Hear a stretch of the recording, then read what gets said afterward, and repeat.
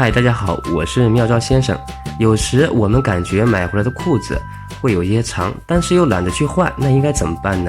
今天就和大家分享3个如何收短裤子的小妙招。第一个，抽线法。我们最好先给裤子做一个记号，这样的话方便我们缝制。我们先从内部起针，尽量贴住原有的线体，这样将来可以达到隐形的效果。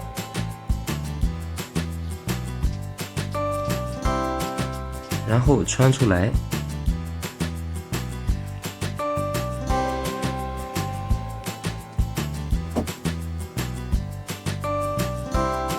这样依次缝一圈。当我们缝完以后，这样把线收紧，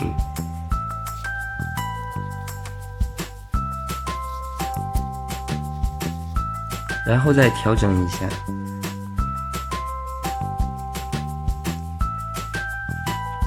这个就是拉紧以后的效果，我们看一下里面。这种缝法的优点是什么呢？就是拆线的时候特别的方便，基本上是隐形无痕，感觉还不错吧？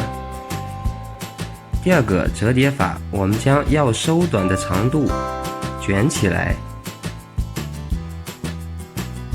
然后贴着这个边角一直缝一圈，这样才能达到隐形无痕的效果。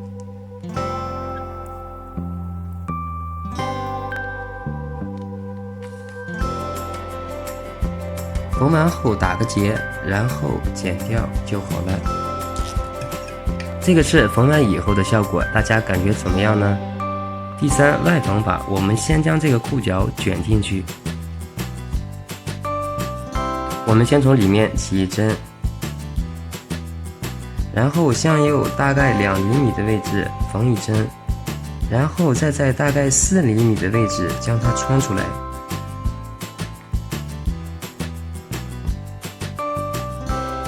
然后依次从右往左缝，从这个位置穿进去，再大概在4厘米的位置再穿出来。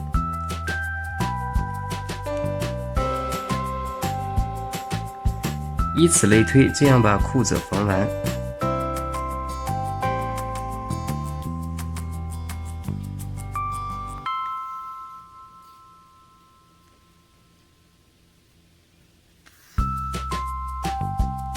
这样就缝好了，大家感觉怎么样呢？我感觉自己的手艺还是可以说得过去的。今天这个小妙招你学会了没有？如果还有什么好的建议呢，请在下方留言。喜欢敬请订阅分享，去帮助更多的人。每天分享实用且有趣的生活小妙招，谢谢你的观看，再见。